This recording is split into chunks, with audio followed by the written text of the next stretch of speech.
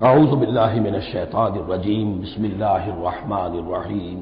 یہ سورہ مبارکہ مصحف کے اعتبار سے تو پہلی سورت ہے ہی، سب کو معلوم ہے، لیکن یہ بھی نوٹ کر لیجئے کہ یہ نزول کے اعتبار سے بھی سب سے پہلی مکمل سورت جو حضور پر نازل ہوئی وہ یہی ہے۔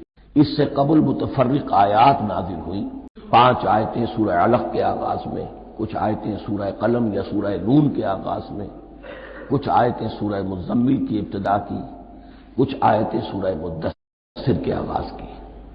5ویں وحی تقریباً اس پر اجماع ہے کہ یہ سورۃ الفاتحہ کی ہے اور یہ مکمل سورت ہے جو حضور پر نازل ہوئی۔ سورۃ الفاتحہ کے معنی ہوئے افتتاحی سورت، فتح یفتح کے معنی ہے کھولنا، مفتاح کنجی کو کہتے ہیں، چابی کو۔ تو یہ اوپننگ سورہ آف دی قرآن، قرآن حکیم کی افتتاحی سورت۔ ویسے جیسا کہ میں تعارف قرآن کے ضمن میں عرض کر چکا ہوں، عربوں کا یہ مزاج تھا کہ جس چیز سے انہیں خصوصی محبت ہوتی تھی اس کے بہت سے نام رکھتے تھے، اس کے بھی بہت سے نام ہیں۔ سورۃ الفاتحہ سب سے عام ہے، لیکن الکافیہ، الشافیہ، ام القرآن، اساس القرآن، کم سے کم یہ 4 نام تو میں سمجھتا ہوں کہ ہر مسلمان کو مزید معلوم ہونے چاہیے، اور بھی بہت سے نام۔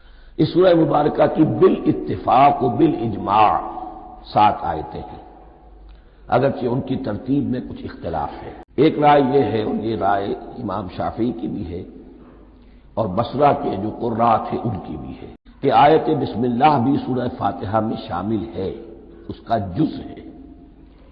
وہ اس کو شامل کر کے پھر 7 آیتیں بناتے ہیں، تو آخری جنہیں ہم 2 آیتیں سمجھتے ہیں، صراط الذین انعمت علیہم غیر المغضوب علیہم ولا الضالین، وہ ان کے نزدیک ایک آیت ہے۔ تو گویا کہ نتیجہ یہ نکلا کہ آیتوں کی تعداد 7 ہی رہتی ہے۔ امام ابو حنیفہ رحمۃ اللہ علیہ کا موقف اور کوفے کے جو قراء تھے ان کا بھی موقف یہ ہے کہ آیت بسم اللہ نہ سورہ فاتحہ کا جز ہے نہ کسی اور سورت کا جز ہے، سوائے ایک مقام پر جہاں حضرت سلیمان علیہ السلام کا خط جو ہے نقل ہوا ہے، جو انہوں نے ملکہ سبا کو لکھا تھا، انہ من سلیمان و انہ بسم اللہ الرحمن الرحیم۔ تو قرآن کے متن میں صرف اسی جگہ پر یہ آیت شامل سمجھتے ہیں، باقی یہ صرف علامت کے طور پر کہ یہاں سے ایک نئی سورت شروع ہو رہی ہے درج کی گئی ہے۔ اس سورہ مبارکہ کو الصلاح قرار دیا گیا ایک حدیث میں، اس کا جو اسلوب ہے وہ دعا کا ہے، اور دعا کے ساتھ اس کی جو مناسبت ہے، اور پھر اسی کی وجہ سے ہماری نماز کا یہ جزو لا ینفک بنا دیا گیا۔ بلکہ ایک حدیث جو میں آپ کو سناؤں گا اس میں اسی کو نماز قرار دیا گیا، الصلاح یہی ہے۔ ویسے وہ حدیث مبارک موجود ہے، لا صلاۃ لمن لم یقرأ بفاتحۃ الکتاب، جو شخص سورہ فاتحہ کی تلاوت نہیں کرتا اس کی کوئی نماز نہیں۔ اس کے حوالے سے بھی ہمارے ہاں 2 مسلک ہے، ذکر صرف اس لیے کر رہا ہوں کہ آپ کے علم میں ہو، ان میں کوئی بنیادی فرق نہیں ہے۔ کسی بھی ایک رائے کا انسان قائل اور حامل ہو سکتا ہے بغیر اس کے کہ دوسرے کو بالکل غلط قرار دے، بلکہ یہ کہ اس کے لیے بھی گنجائش اپنے ذہن میں اور اپنے دل میں رکھے۔ تو ایک رائے یہ ہے جی، اور دوسری رائے یہ ہے کہ اس کا حصہ نہیں ہے۔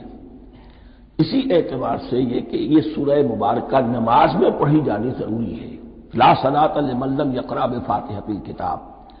البتہ یہ اختلاف ہے، یہ بات جو میں ذکر کر رہا تھا جو ذہن سے نکل گئی، کہ آیا مقتدی جو ہے امام کے پیچھے کھڑا ہو کر جب نماز پڑھ رہا ہو تو کیا اس صورت میں بھی اس کے لیے لازم ہے کہ سورہ فاتحہ پڑھے؟ اس میں 2 رائے ہو گئی، بلکہ 3۔ ایک رائے انتہائی ہے اور وہ فقہ حنفی کی طرف منسوب ہے کہ اگر آپ امام کے پیچھے مقتدی کی حیثیت سے نماز پڑھ رہے ہیں تو کسی بھی رکعت میں آپ سورہ فاتحہ نہیں پڑھیں گے۔ ایک دوسری بالکل برعکس رائے ہے، وہ امام شافعی رحمۃ اللہ علیہ کی ہے کہ ہر حالت میں چاہے امام جہری رکعت پڑھا رہا ہو جس میں وہ بلند آواز سے سورہ فاتحہ پڑھ رہا ہو، اور چاہے وہ سری رکعت ہو، ہر حالت میں مقتدی کو بھی پڑھنی ہے۔ ایک تیسری رائے بین ہے، وہ امام مالک کی ہے رحمۃ اللہ علیہ، کہ جو سری رکعت ہے جس میں کہ امام بھی خاموشی سے پڑھ رہا ہے، مقتدیوں کو بھی پڑھنی چاہیے۔ جو جہری رکعت ہے جس میں کہ امام بلند آواز سے پڑھ رہا ہے، اس میں مقتدیوں کو خاموش رہ کر پوری توجہ جو ہے سننے پر صرف کر دینی چاہیے۔ اذا قرئ القرآن فاستمعوا له وانصتوا، جب قرآن پڑھا جا رہا ہو تو پوری توجہ اس کے پڑھنے پر مرکوز کر دو اور خود خاموش رہو۔ میرے اپنی رائے میں یہ تیسری رائے سب سے زیادہ صائب ہے اور اس میں کسی طرح کی بھی کوئی پیچیدگی پیدا نہیں ہوتی۔ بہرحال اس سورہ مبارکہ کا جو اسلوب ہے میں نے عرض کیا دعائیہ ہے، البتہ قرآن مجید کے علم اور حکمت کے اعتبار سے، اس کے فلسفے کے اعتبار سے ایک بات سمجھ لینی چاہیے۔ قرآن کا فلسفہ یہ ہے کہ بنیادی ہدایت ہر انسان کے دل میں موجود ہے، بالقوہ، پوٹینشلی۔ یہ جو قرآن مجید یا اللہ کی کتابیں نازل ہوتی ہیں یہ انہیں ایکٹیویٹ کرتی ہیں، وہ اندر کی جو ڈورمنٹ کانشسنس ہے، خوابیدہ شعور جو ہے اسے بیدار کر کے اور پھر یہ کہ اسے اجاگر کرتی ہیں۔ ہر سلیم الفطرت انسان اور سلیم العقل انسان، دو سلامتی شرط ہیں۔ سلیم الفطرت، نیچر پرورٹڈ نہ ہو، فطرت مسخ نہ ہو گئی ہو، عقل سلیم ہو، ان دونوں چیزوں کا نتیجہ یہ نکلتا ہے کہ وہ انسان از خود، بغیر کسی وحی کی رہنمائی کے، بغیر کسی نبی کی تعلیم کے سے استفادہ کیے ہوئے از خود بھی کچھ حقائق تک پہنچ جاتا ہے۔ اور وہ حقائق کیا ہے؟ نمبر ایک یہ کہ اس کائنات کا ایک خالق ہے اور وہ ایک ہے، اور وہ تمام صفات کمال سے متصف ہے۔ نمبر دو یہ کہ انسان کی زندگی صرف یہ زندگی نہیں ہے، بلکہ ایک اور زندگی ہے کہ جس میں اس زندگی کے اعمال کے نتائج برآمد ہوں گے۔ یہ دو باتیں، اس کی زیادہ وضاحت کے ساتھ جو ہے اس کا تذکرہ آئے گا سورہ لقمان میں، جہاں حضرت لقمان کی شخصیت کا تذکرہ ہے۔ لیکن یہاں صرف یہ بات سمجھ لیجئے کہ قرآن کا فلسفہ یہ ہے کہ ہر انسان میں، ہر فرد نوع بشر میں جو اپنی ولادت کے وقت مسلم ہوتا ہے، حضور کی حدیث ہے کل مولود یولد علی الفطرہ ابواہ یحودانہ او ینصرانہ او یمجسانہ، ہر بچہ نوع انسانی کا فطرت اسلام پر پیدا ہوتا ہے، وہ فطرت کے اندر وہ ہدایت ودیت ہے۔ اب اگر وہ فطرت بس نہیں ہوئی اور عقل جو ہے وہ صحیح رخ پر کام کر رہی ہے تو ان دو حقائق تک وہ انسان خود پہنچ جائے گا۔ لیکن ان دونوں حقائق تک پہنچنے کے بعد اب وہ دست بستہ دعا کرے گا کہ اے رب اب مزید ہدایت تو مجھے عطا فرما۔ ایک تو یہ کہ میں کیا کروں کیا نہ کروں، میری عقل اس میں ٹھوکر کھا سکتی ہے، میں کسی اچھی چیز کو بری سمجھ سکتا ہوں، کسی بری کو اچھی سمجھ سکتا ہوں، تو مجھے صحیح راستہ، صحیح راہ ہدایت پر چلا۔ یہ دعا ہے جو انسان کرتا ہے جبکہ وہ ایمان باللہ اور ایمان بالآخرہ تک خود پہنچ چکا ہوتا ہے، اور یہ سمجھتا ہے کہ صحیح زندگی کا رخ یہی ہے کہ جس رب کو میں نے پہچانا ہے کہ وہ اس کائنات کا خالق ہے اور مالک ہے اور رب ہے، میں اس کی بندگی کروں، اس کی اطاعت کروں، اس کا حکم مانوں، اس کے راستے پر چلوں۔ لیکن وہ راستہ کون سا ہے؟ اس کے لیے پھر دست بدعا ہوتا ہے کہ پروردگار تو میری رہنمائی فرما۔ یہ مقام ہے کہ جہاں آپ سمجھ لیجئے اپنے آپ کو بھی آج اس جگہ پر تصور کرتے ہوئے پھر اس سورہ مبارکہ کو پڑھیے کہ آپ اس مقام پر اللہ کے فضل و کرم سے پہنچ چکے ہیں کہ اللہ کو آپ نے پہچان لیا اور اس کی توحید کو جان لیا، اس کی جملہ صفات کمال سے آپ واقف ہو گئے، آپ یہ بھی جان گئے کہ بڑھ کر اس کے حضور میں حاضر ہونا ہے اور وہ حساب کتاب لے گا۔ پھر آپ نے یہ عہد بھی کر لیا کہ اب زندگی گزارنی ہے اس رب کی بندگی میں، اسی کی فرما برداری میں۔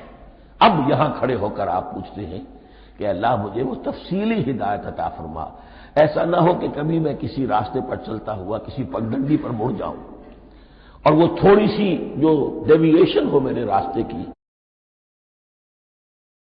وہ میری عاقبت کو برباد کر دے۔ یک لحظہ غافل گشتم و صد سال راہم دور شد، اس لیے کہ ہوتا یہی ہے صیدھے راستے سے ذرا سی کوئی پگڈنڈی جو ہے تھوڑے سے اینگل پر نکلی ہے، لیکن جب چلتے جائیں گے آپ تو جتنے آگے بڑھیں گے اس پر، اس راہ صراط مستقیم سے آپ اتنے ہی زیادہ دور ہوتے چلے جائیں گے۔ یہ ہے قرآن مجید کی حکمت اور فلسفے کے اعتبار سے اس سورہ مبارکہ کا مقام۔ اب آئیے ہم بسم اللہ کرتے ہیں۔ بسم اللہ الرحمن الرحیم، شروع کرتا ہوں میں اللہ کے نام سے جو رحمان اور رحیم ہے۔ اس پر کچھ گفتگو ہو چکی ہے تعارف قرآن کے ضمن میں کہ رحمان اور رحیم دو نام ہیں کہ جو رحمت کے مادے سے نکلتے ہیں۔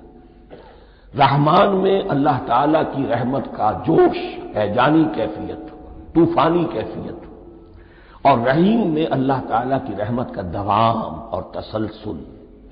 یہ دونوں کیفیات اللہ کی رحمت میں بیک وقت موجود ہیں، جس کا ہم تصور نہیں کر سکتے۔ ہم سمندر کو دیکھتے ہیں، متلاطم سمندر ہے، اس میں ہیجان ہے، طوفان ہے۔ دریا کو دیکھتے ہیں کہ وہ سکون کے ساتھ چل رہا ہے، خاموشی سے چل رہا ہے، بہہ رہا ہے، بس تسلسل کے ساتھ بہہ رہا ہے۔ ہم ان دونوں کیفیات کو علیحدہ علیحدہ دیکھتے ہیں تو ہمارا ذہن ان دونوں کو بیک وقت اس کا تصور نہیں کر سکتا، تخیل ممکن نہیں۔ لیکن اللہ کی رحمت کی یہ دونوں شانیں مستقلاً ہر وقت موجود ہیں، بیک وقت، اسی لیے ان دونوں کے درمیان کہیں حرف عطف نہیں آئے گا۔ بسم اللہ الرحمن الرحیم، الحمد للہ رب العالمین، کل حمد، اور حمد کو ذہن میں رکھ لیجئے، حمد مساوی ہے تعریف جمع شکر۔ عام طور پر ترجموں میں ایک لفظ لایا جاتا ہے، کل تعریف اللہ کے لیے، یہ کافی نہیں ہے۔ تعریف آپ کسی شے کی کر سکتے ہیں جس میں کوئی حسن ہے، خوبی ہے، کسی بھی اعتبار سے، خواہ آپ کو اس کے حسن و خوبی سے کوئی فائدہ حاصل نہیں ہو رہا۔ ایک پھول ہے، بہت خوبصورت ہے، بس ٹھیک ہے، خوبصورت ہے، آپ نے کہا، تعریف کر دی۔ شکر کرتے ہیں آپ اس شے کا جس سے آپ کو کوئی فائدہ پہنچا ہو، استفادہ ہوا ہو، آپ کی کوئی ضرورت پوری ہوئی ہو، آپ کی کوئی مشکل رفع ہوئی ہو۔ اور آپ دیکھیں گے کہ حمد میں یہ شکر کا پہلو غالب ہے۔ جتنی بھی دعائیں ہیں حضور سے منقول، شکر کے مقام پر وہاں حمد آتا ہے۔ بھوک لگی ہوئی تھی، کھانا کھایا، الحمدللہ الذی اطعمنی وسقانی۔ اب یہاں دیکھیے ترجمہ تعریف نہیں، شکر ہے اس اللہ کا جس نے مجھے کھلایا اور پلایا۔ آپ بیت الخلاء سے باہر آئے، نجاستیں آپ سے دور ہو گئی، طبیعت میں انشراح ہوا، الحمدللہ الذی اذھب عنی الاذی وعافانی۔ وہ شکر ہے اس اللہ کا جس نے اذیت بخش چیزیں مجھ سے دور کر دی اور مجھے عافیت بخشی۔ تو یہ الحمدللہ رب العالمین، اللہ تعالیٰ کا حسن و کمال اور حسن و جمال اپنی جگہ بھی اس انتہا کا ہے کہ جتنی تعریف اس کا حق ہے ہم کر ہی نہیں سکتے، لیکن اس کے احسانات اور انعامات ہم پر اتنے ہیں کہ ہم ان کو بھی گن نہیں سکتے۔ لہذا ایک ہی احصاء ہم نے کر دیا الف لام کے ساتھ، الحمدللہ رب العالمین۔ تمام تعریفیں اور کل شکر اللہ کے لیے ہیں کہ جو تمام جہانوں کا پروردگار ہے، رب ہے، مالک ہے۔ رب میں ایک مفہوم ہوتا ہے ربوبیت کا، اور اس میں مفہوم شامل ہوتا ہے تربیت کا، ربیانی صغیرہ۔ تو مالک ہونا اور تربیت دینا، آپ جس شے کے مالک ہوں گے آپ چاہیں گے اس میں بڑھوتری ہو، اس میں اضافہ ہو، وہ نشو و نما پائے۔